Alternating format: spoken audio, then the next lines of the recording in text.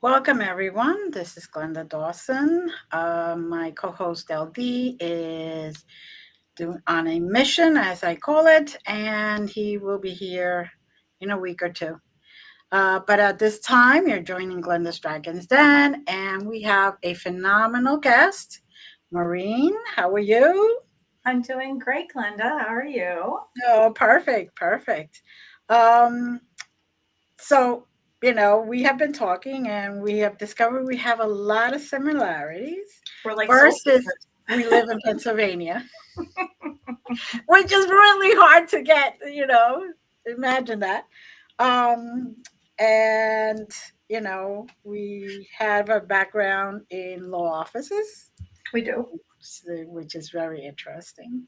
Um, but enough of me talking about your life. What You tell us. Let the audience get to know you. What would you like to know? Well, how did you get to here? Oh, there's a lot there. We unpack this one.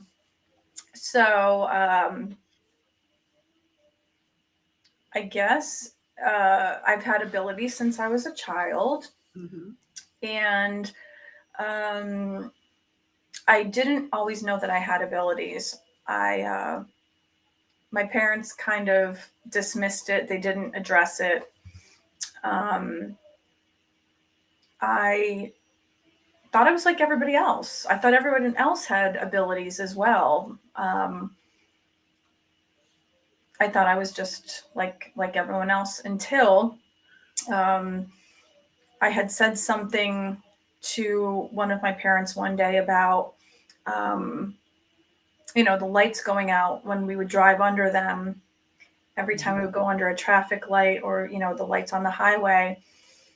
Um, I noticed the car in front of us at one point, it wasn't going out for them. I thought that when you would go under the lights, you didn't need the lights anymore. So I thought that it was really interesting that they knew that they were saving electricity somehow. And they both kind of turned and looked at me, and they never noticed it. They never noticed that the lights would go out. So I noticed a little bit later that they never addressed it. And then when we came home, I lived in a pretty volatile household as a kid. And when my parents would fight, I would get angry because I didn't want, at that point in time in the 80s, it was pretty rampant that people were getting divorces, and it kind of, was on an upswing. Right. So when I would get angry because of that, the lights would flicker or light bulbs would shatter. And then um, they would start to notice that.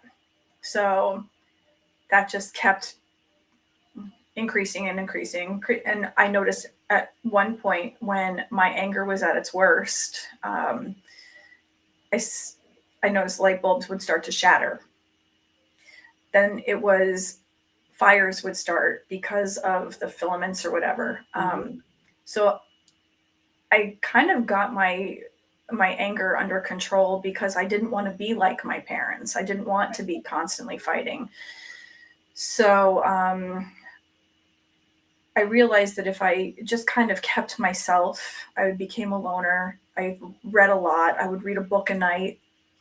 Stephen King, of course. I was the kind of the weird kid. I was the black sheep in the family. I just really, I kept to myself quite a bit. Mhm. So I started to notice that there were always these people that were standing around, or beings that would stand around my bed. And someone had asked me, "What are they?" And I said, "The Watchers."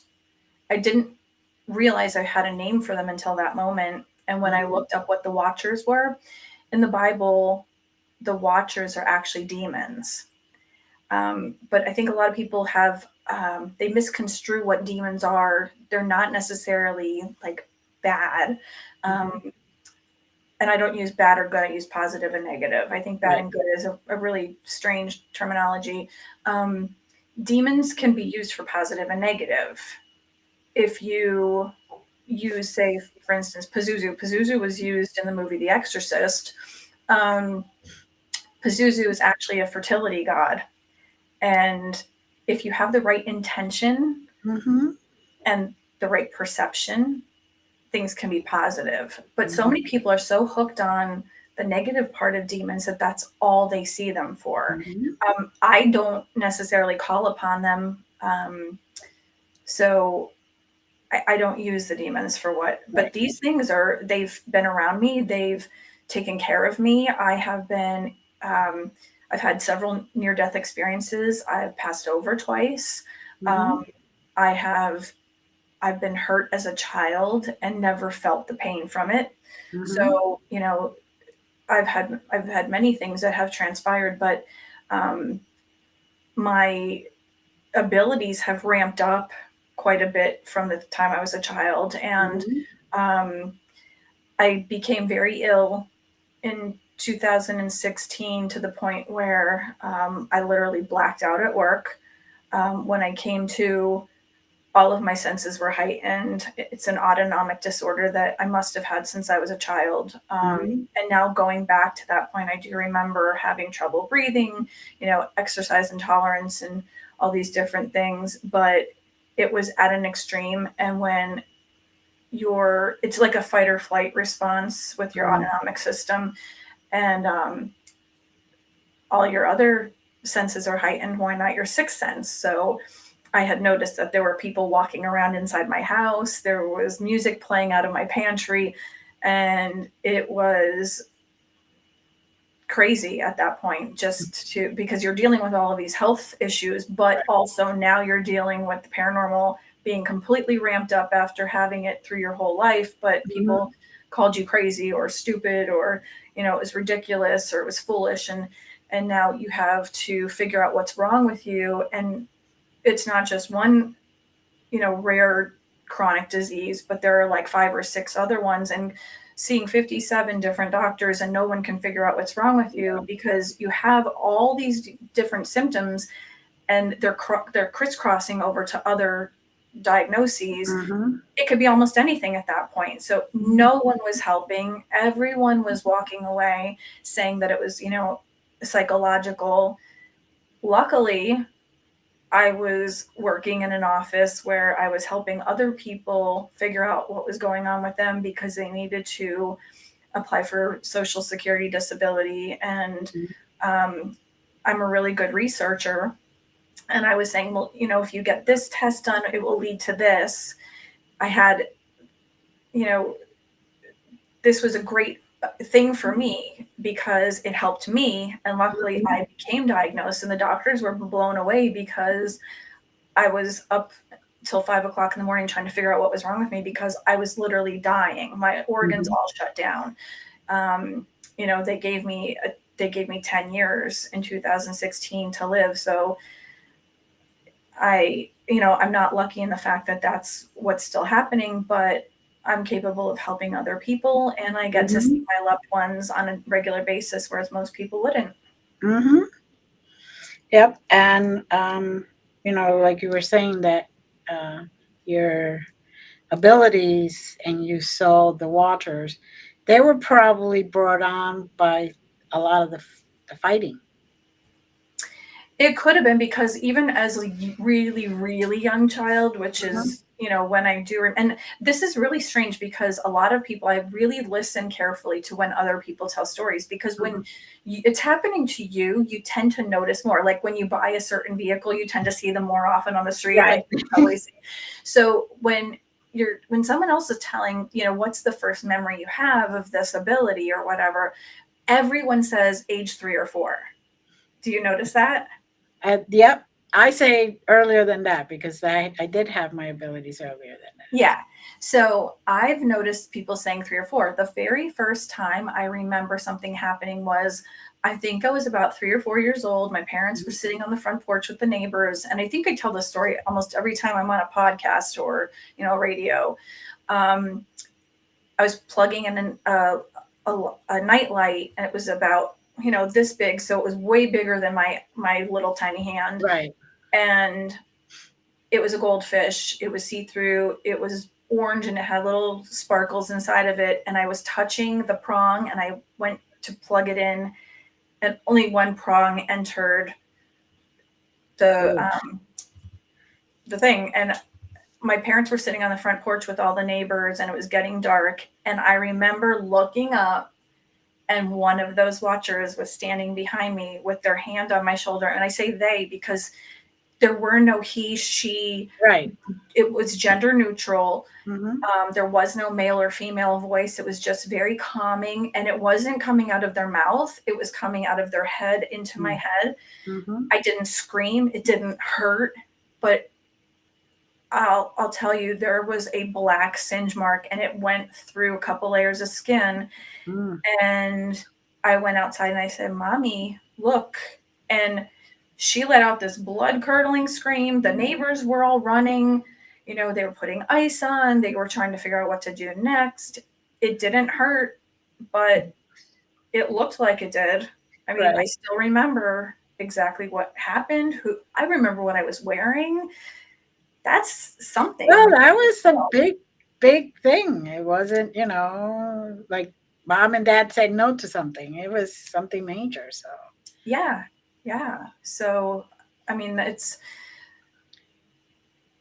going back that far and then having, and I remember like, I'm sure you'll probably even remember this, like you don't have family growing up that's, you know, they're not gypsies, they're not witches, they're not into the supernatural, they're probably against it, especially if they're, you know, Irish Catholic or strict Protestant. So you have, first of all, their families were probably against them getting married. I had an Irish Catholic mother. I had an English Protestant father. His whole family, they were all ministers. They built churches, you know, whatever. My mother was Irish Catholic. They were dancers, singers. They were drinking when they were partying, you know, like everything. Right. Everything opposite there. Yeah. You know, and the only spirit that she believed in was the Holy Spirit and any of her family members coming back. So besides that, she didn't believe in any of it. My father didn't say a word about anything that I talked about. Nothing. Not a little peep. And I was just the weird one. So when I would talk about things, they would clam up. They would tell me I was crazy. It was not at all. It was like taboo, you know? And they would even turn off TV shows. Like they didn't want me to watch like Bewitched. That was, but when I was young, I remember my sister and I having a clock in our room and it would say 11:11. And I would say, it's 11:11. Let's have a dance party. Where would it come from? You know what I mean? Like, why was that so special to me? And she would do the same. And then she started getting that, like, okay, let's have a dance party. And my mother would come in and say, what are you doing? And I said, we're having a dance party. It's 11:11. And she'd say, clean your room. I still to this day, like all the numbers, you know, all the numbers are, you know, crazy to us. But my mom came to visit me after she passed away and she said, I'm really sorry. I didn't believe you. My father came to me without my mother knowing and said, my father was sitting on the end of my bed. And I said, and no one believed me. No one believed me. Why is it so hard to believe that if your science teacher says that you move your desk and there's matter, and I remember going over this with them in homework, if you move a desk and there's matter left behind, and I would go, and they would literally walk away from, and my mother was a teacher. Yeah. You have somebody with big personalities like us, and we're at a party and we drop dead. Where the hell do you think we're going to go? You know what I mean? Like, our meat suit's going to be on the floor, but we're still probably dancing. Yeah. It's still probably enjoying that party. I saw my mother in Mexico after, like, during my wedding with a margarita in her hand. And I tried to tell my father, and he literally walked away from me. He didn't want to know. They don't want to know. It's sad. Yeah. If you love your wife that much and you really miss her that much, wouldn't you want to know that she's there with a margarita and she's happy and she's dancing again? That was her favorite I place. would think that I would want to know, that they're there with me in the same place, like actually enjoying and seeing the wedding or whatever. It's like, no, Yeah, but, you know, unfortunately, fear has been big part of everybody's life. And because it's the unknown. yeah, yeah, the unknown. Everything that's unknown. Yeah, So that's the biggest problem, and it's a shame because humans have a lot more abilities than they realize. yeah. Uh I think when they feel something like the energy that comes up behind them, huh. they know it's something. I think they just get so freaked out by that. But in reality, it's probably typically their family members. Hmm. Why would you be afraid of your family members? Is it just because they're not in their meat suit? you know? Who could go through walls? Oh man, I I wish I could do that. Someday, Glenda, someday we'll give each other a high five through the door. Oh Lord. So a mayor, huh? I was a mayor. I was. People look at me and they're like, the purple, pink hair, whatever. Yep, all of it. So what was that about? Like, So, um, I we had an incident in our neighborhood where our police department was disbanded. It was too expensive. The neighborhood I grew up in is the neighborhood I still live in, mhm, and it's weird because people say that it's an affluent neighborhood. mhm, And in reality, it can look that way because of the taxes and some of the people who live here. It's kind of split into sections. Um, there's the lower part of our development, which it was an old shanty town. mhm, And it did have a coal mining area. So that began in like 1785, which is really weird when you think about it, because when I was growing up, I thought, okay, this is our town. It's filled with doctors, lawyers, accountants, mhm. and the likes. And I never really thought about that until I became mayor. And then I started to see the difference. And I Mm, started doing genealogy in the background, and I started to get like newspaper clippings. And it was really cool to see what was there. mm, So there are some people that pay $700 in taxes. And then there's one person that pays $17,000 in taxes. There are people in the middle. So it actually is a blue collar right. neighborhood. So there Mhm, are people who it started in like 1968. And my godfather, he was actually one of the people who bought a lot of the land right mhm, off the bat and started selling it to people, which is how my parents got their land. We have an area which is very, very wealthy. We have some of the mhm. biggest malpractice attorneys. We have some judges. We have some doctors. And then my parents are upper middle class. Well, my dad still owns his house, but um, I live in an area that's townhouses, and it's a Mhm. lot of elderly people, younger people, people who are just starting out. They have young children. There's snow removal, whatever. So we had um, almost no crime, almost none. I mean, we literally grew up leaving our car keys in our cars. We didn't even Mhm. lock the doors. We didn't, close our windows, whatever. So the previous mayor and we call them her cronies. They were, and she was elderly. I mean, like to the point where she was in her late 80s. They were covering up corruption and Oh. crime, and a lot of things were happening. So the previous council to hers, they were running. and they wanted to figure out a way to get them to stop the regionalization of the police department that they were trying to get. It would have raised the taxes by 90%. Wow. Because of the people who built their homes in 1968, they were like my parents, the neighbor. We had a whole street filled with kids my age. Mm-hmm. And all of those kids are now my age. So it's their parents and all of my second parents, third parents, fourth parents, you know, the people who would say, get your ass in, the street lights on. Right, right. I wanted to help protect them Mm-hmm. from having to increase their taxes. That's a lot. They would have lost their homes. Yeah. So would I.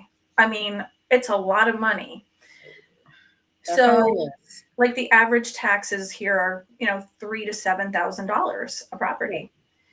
So when the council members were running to, you know, take over, I kind of have a big mouth and I say it like it is. And I was really concerned for these people because they were going to lose their homes. And I said, I will never watch my family lose their homes. I will never watch my second and third and fourth and fifth and sixth families lose their homes. Mm-hmm. And I will do anything I need to do to fight that. Right. And they said, we need a mayor. Okay. So I did a statistical analysis and I included the FBI, state police, our local police departments in our area that had the same amount of citizens within their towns. Right. And then I doubled it. And then I did one from like across the state. Based on what we had, we literally had no rapes, murders, nothing. We had a couple of car accidents. And I said that this statistical analysis basically does not indicate that we have a need for any police department, especially since PSP, Pennsylvania State Police, and they are fantastic, and I will back them up 100%. Mm-hmm. They literally drive in. We are right off the highway by like a quarter of a mile. They can drive in, come through, and then drive back out. So I became mayor, and then good a reason as any. The council members that we replaced started calling in every kind of crime you can imagine. Oh, yeah. So it just got worse and worse, but the taxes did not go up 90%. We signed ordinances so that there was no way that they could keep calling in crimes. I signed an ordinance for 10 o'clock curfew, 10 o'clock noise. They couldn't park their cars in the parking lot at the borough building to make it look like something was happening there. Mm-hmm. There was a bunch of drug activity that was going on at the park, at the children's park. That was stopped. There was a lot that was fixed. Yeah. And I'm very proud of the work that I did. We had a vendor event and we raised, it was actually raining that day. So the food trucks went to a different event and they called and said that they were canceling because this event just suddenly showed up. I was flipping burgers and hot dogs and I raised $600 for a volunteer fire department. But it was a really awesome run and I enjoyed it very much. And I got to know the citizens that live here and they were amazing people. Some of them were not so amazing, but I learned a lot. I love the people that live here. I love my town. I would do it again if I needed to. And I believe that everybody should serve civilly for some reason or another, and they should at least serve one term. Mm-hmm. I didn't really get paid, so it's not like it was for the money. It was more stress than anything else. I actually patrolled the neighborhood in my car at 3 o'clock in the morning sometimes. And it was fun. Interesting. It was really interesting. I got to play with the kids. We got to do a lot of cool stuff. I planted trees in memoriam of a couple of teenagers who lost their lives in a fire. There happened to be an arson, and that should never happen to somebody. No. So It sounds like you've had a very interesting life. You couldn't say that again. But I like the fact that you became your own advocate for your medical issues, Yes. because that is something I tell everyone. Don't just accept what they're saying. Make sure that it resonates, Yeah. and make sure that you keep doing everything you can. You'll know if there's something that is wrong. You'll Yeah. feel, use your intuition. I say this to Mhm. everybody, use your intuition for anything, whether it's, that, or if you feel like you shouldn't make a left at a light, whatever it might be, but definitely for medical reasons, because you know your own body. You've lived in it for how long? And it's unfortunate that there are people out there, and I don't want to say that they're too stupid to know. It's ignorance. If you are not educated in the medical field, or if you don't know enough about insurance, or if you don't know enough how to apply for benefits, or if something, if if you still are stuck, you can call me anytime. I will always help someone when Mhm. it comes to that, because your health is more important than anything that you have. I don't care what, gold bars, money, your home, your Yep. cats and dogs, and all of those things are important, yes, but you're not going to get anywhere unless you have your health.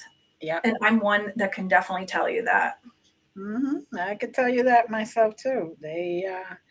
When I was going through all that, basically the doctor said, "Here's your choices, because we know you're about choices. You could continue working as a paralegal and die very quickly. Like, we give you maybe a year, because lupus and everything was very active Yeah. and it was affecting all the organs, or you can stop that.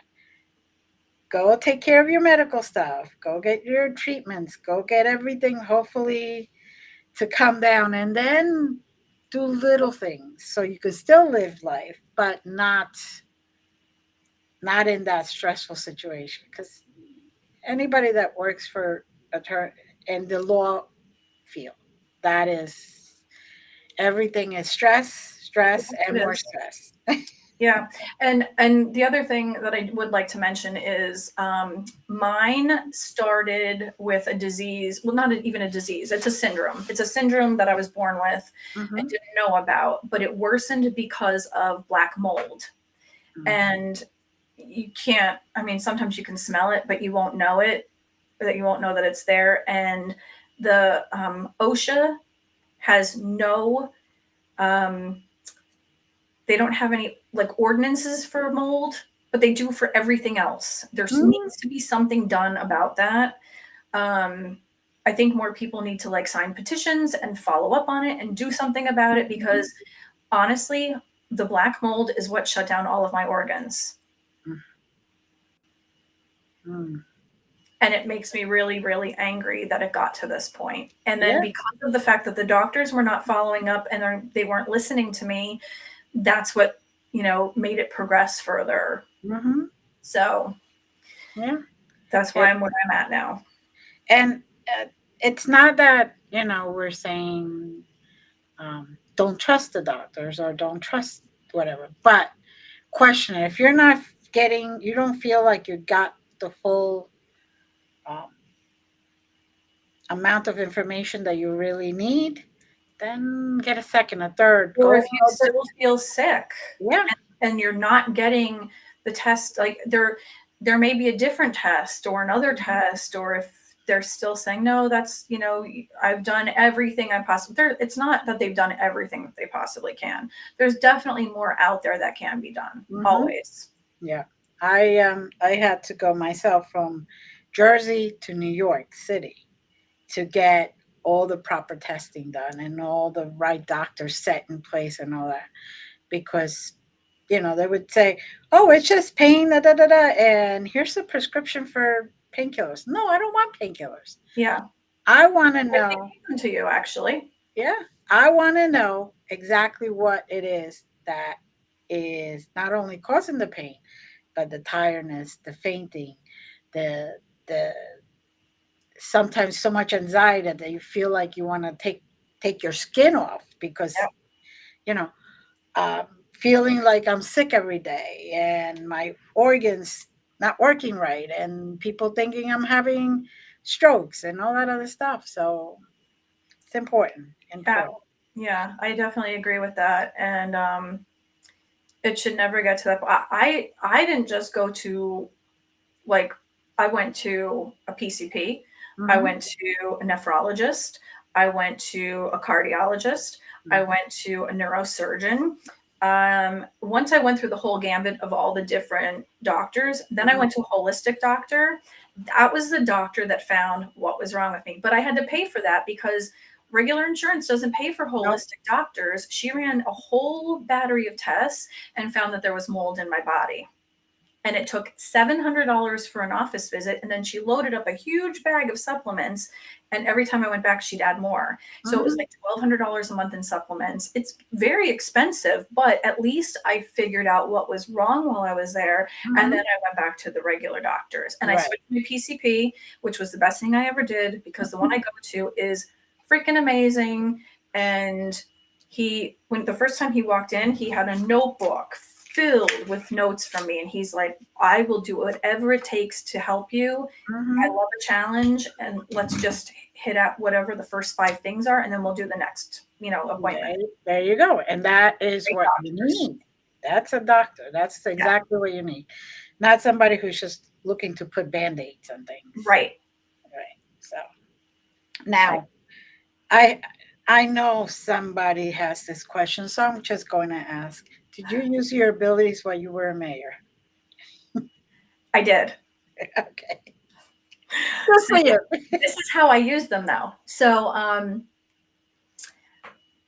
at the beginning, everything was like happy.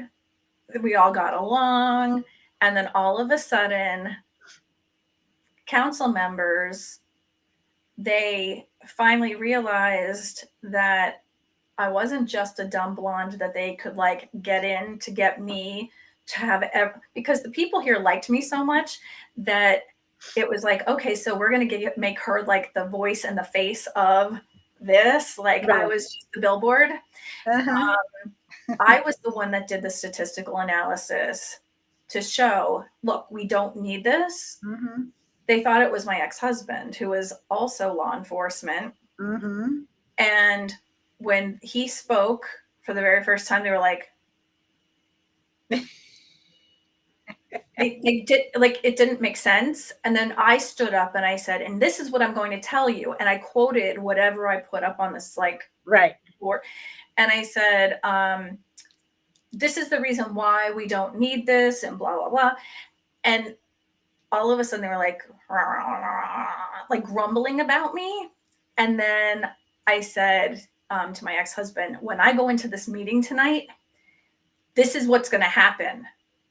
And I put like big steel walls up around me. Right. And when I walked in, they were like, good evening, Mayor.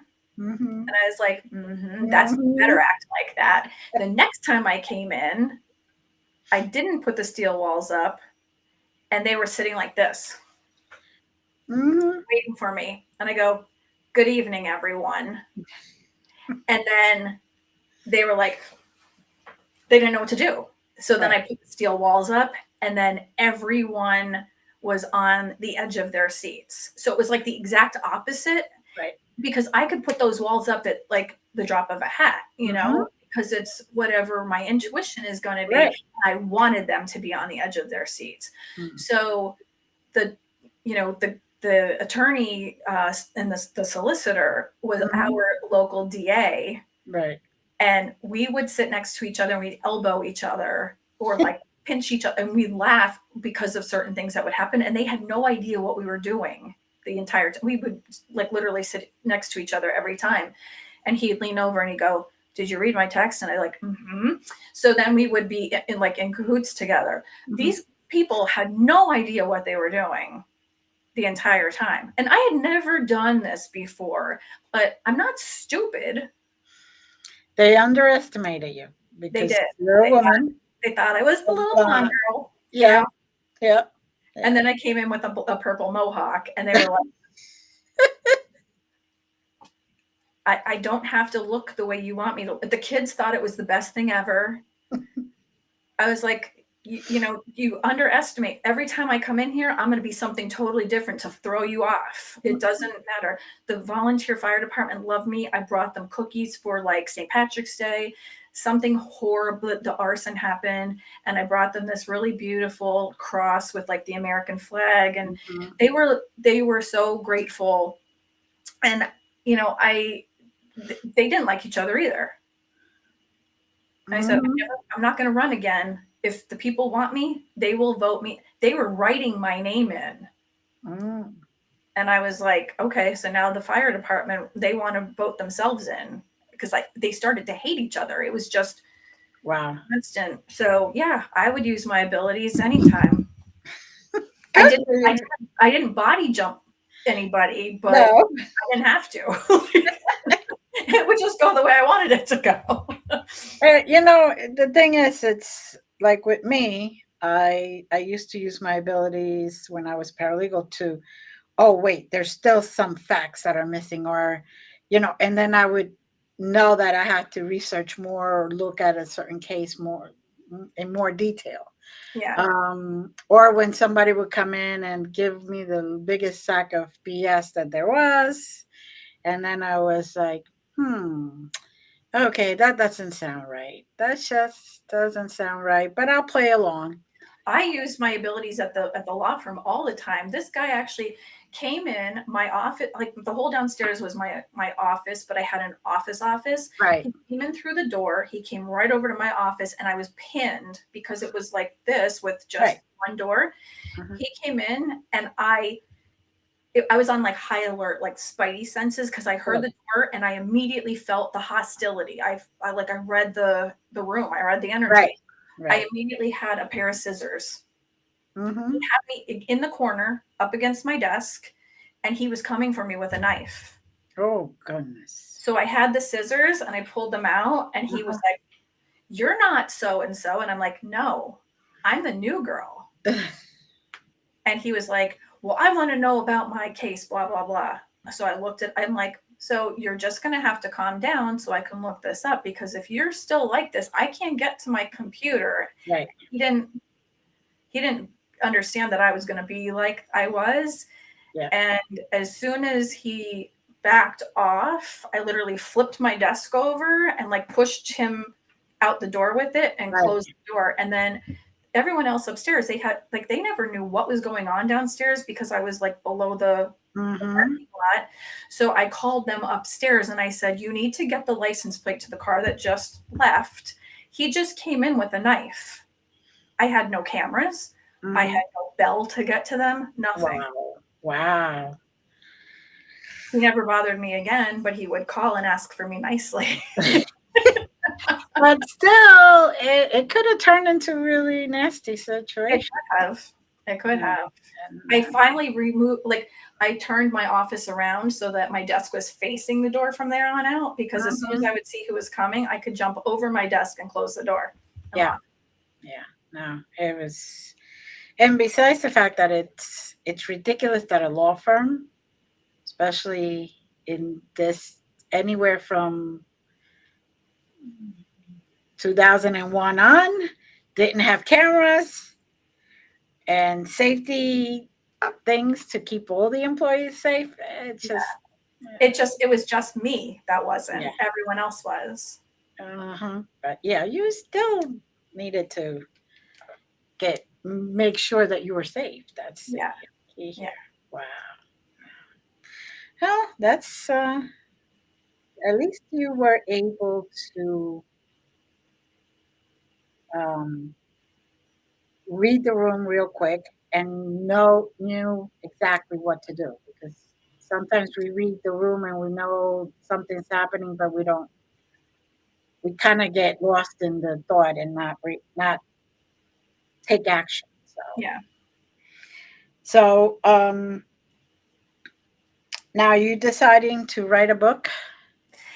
So I was actually going to write a book about what we were discussing with the whole medical thing.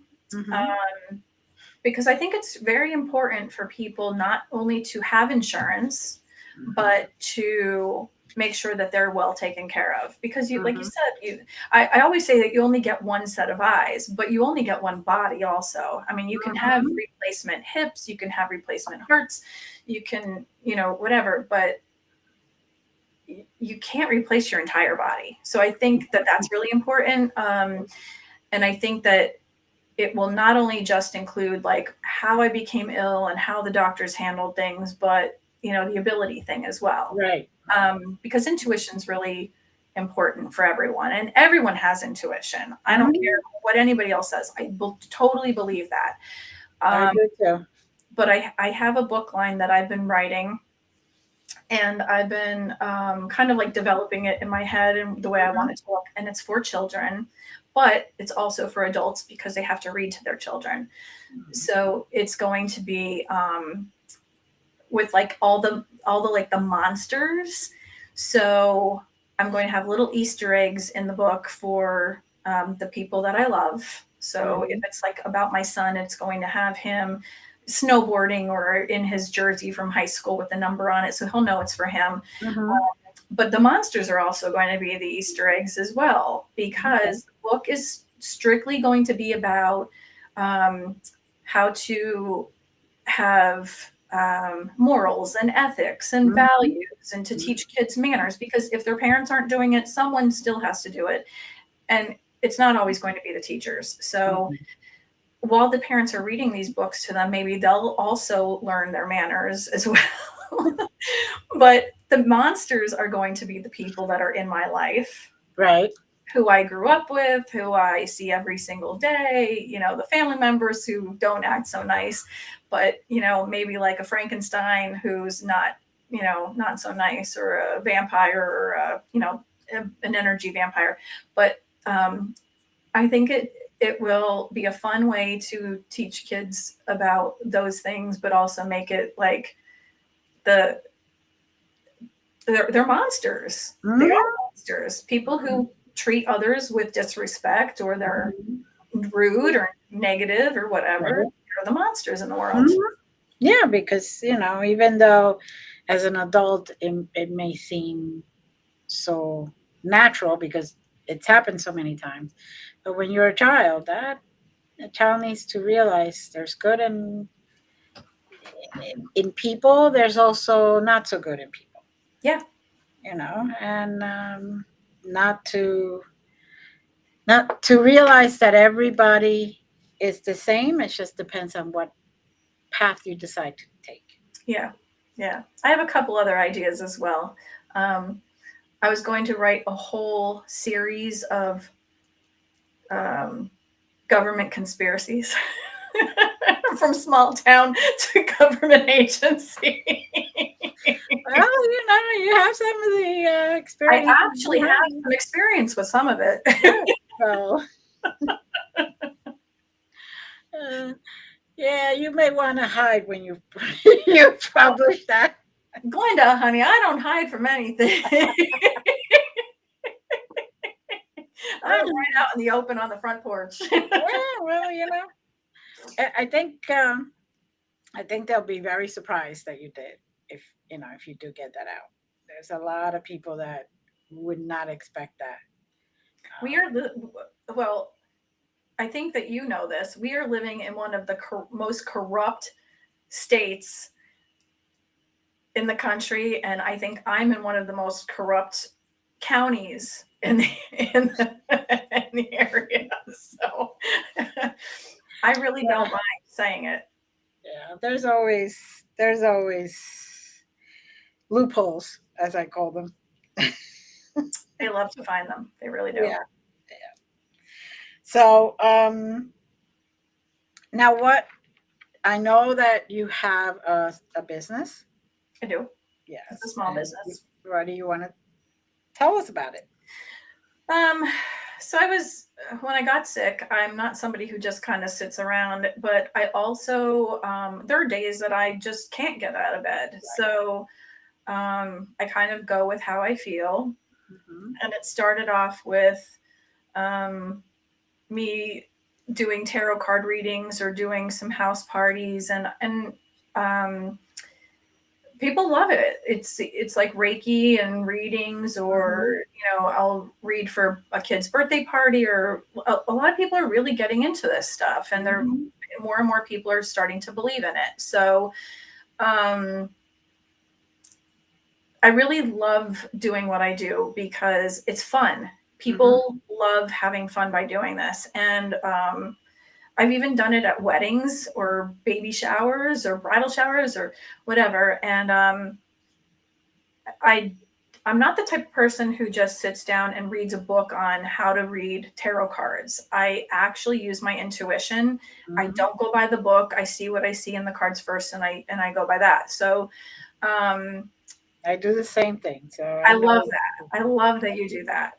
The very first thing I ever did, and I have to give them a shout out, my girlfriend Mia and our girlfriend Rachel had her bridal shower. I read nonstop for like 75 women. Oof. The excitement in the room was insane. These women were awesome, and they were crazy at the same time, which is it's a good crazy. And like, they didn't even sit to eat. It was not, they brought their plates with them. Some of them had, and I love to have a positive spin on everything, and I don't use regular Rider-Waite cards. But there were two women that I gave not positive readings to. One was her sister was dying, and she needed to go to her right at that very. She literally walked out the door as soon as I got done with her. Her sister died the next day. Oh. Another woman, she came in and she asked about her cat, and her cat was dying. Like, it was just the craziest day. Everyone else had awesome readings. They really loved them. They were mind blown. The staff was coming to me at the end. They were getting cards. And that was the start of my business. And I had to figure out what the hell I was going to call it. And I just walked around the house and I was like, I'm terrible with names. I can't even name my animals, honestly. They all have literary names because I love to read. But I was like, how do I name this thing? And I don't want to name it like sea salt and sage or, like whatever. And I'm like, I don't know. All I know is that I'm a little witchy. And I went, ding.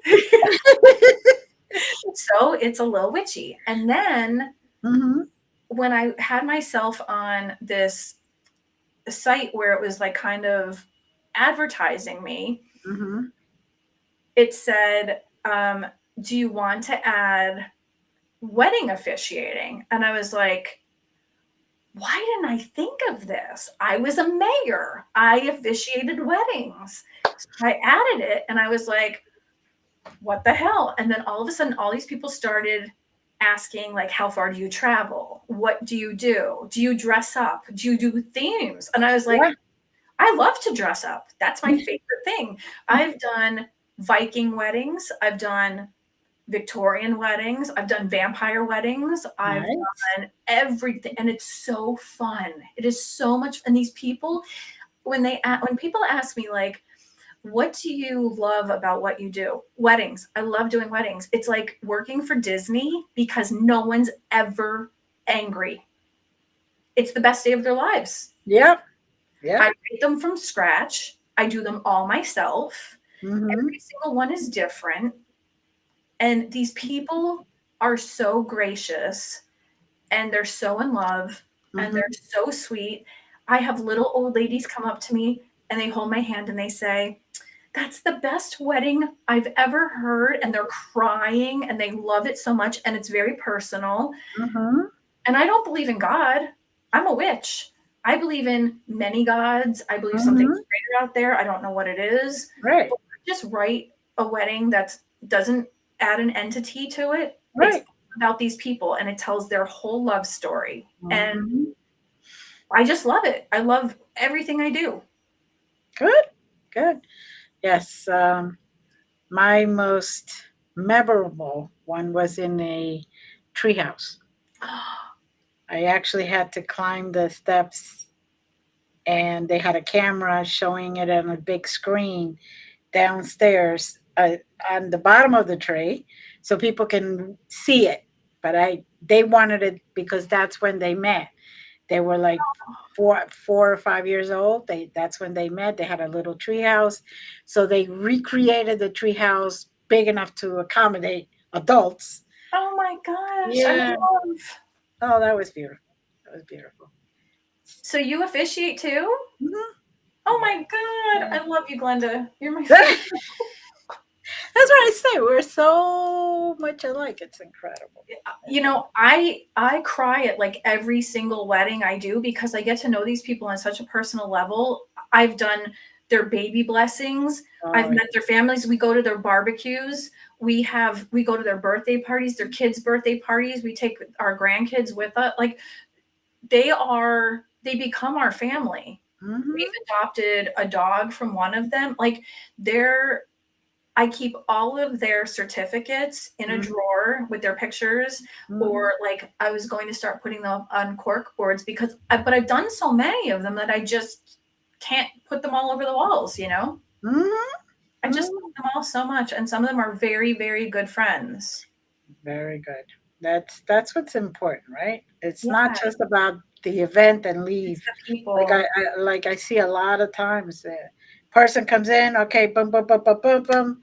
Okay, you're married. I'm gonna go get a drink, and all of a sudden they disappear, and it's like, I mean, I could understand if they got another one or whatever, but I always felt like sharing Yeah, and the energy that creates, it just creates a bigger, nicer start for them, yeah. you know. I love that. That's my favorite. And it's interesting that you call it a little witch because little witchy because the area that we are in Pennsylvania, it's not always accepted, the Yeah, witchy part. I don't care. I don't care what anybody thinks of me because I've always hidden something about myself for so long. I was Right. bullied in junior high. I've had my hair lit on fire. I was pushed off the back of a set of bleachers. I had my arms slashed with knives. I I've had terrible things done to me. And you know what? I don't have that much longer, so I'm going to be me whether people like it or not. And you know what? If they Very don't, good. That's what I call the Jersey girl salute, believe it yes, or not, because there's in North Jersey, there's that is like so common. It's so common. But I am so proud of that you know, just decided to be you. Not too many people, time. not too many people do it. Whether you have 2 days, because you never know. I mean, I could walk out of here and that would be it. One never knows. Being you, the authentic you, is very important. It was tough growing up. I would be like, I was the abuse at home was bad, and then I'd go Right, to school and I'd get it. So there was never solace anywhere. right. So, you know what? For this to be this way now, it took 30 some years to get to the point where I could say that I'm good with myself. Mm-hmm. If people aren't good with me and they want to listen to other people, or if they want to make stuff up on their own and they don't come to me directly, too bad for them. They're missing out on something. Exactly, exactly. Very well said. Very well said. So we're almost at the end of the show. Is there anything else you would like to share? I'm going to have all your links on the description so anybody can find you and they'll know now that's on the description. So, Let's see. Well, just check out my links. mhm, If anybody ever needs any help with anything, especially um, with your medical information, I would be more than happy to help. I'm not a doctor. I will not cure you. I will not diagnose you, but I can lead you in the right direction. mhm. Um, we are working on Escape from the Paranormal as we speak. We do have to put it off a little bit because it's blowing up into this huge thing, which is amazing. And we are getting ready to do something that's a secret. So that's going Ooh, to probably come first. And we do have actually we have two things that are going to be a secret, so I can't really say much about that, but when I do have information on it that I could share, I will absolutely do that. oh, well, I can't wait. You got to tell us so you could come back and Yeah, share it. Yeah. Absolutely. I would love to come back anytime. And Glenda, we would love to have you too. Thank you. Thank you. I would love to be there. So thank you. It was beautiful. Thank you. I love being Uh, here. thank you. Just hold on as I say good night to the audience. And thank you for being here. Thank you for following. And as always, I'm sending love and many blessings. Bye.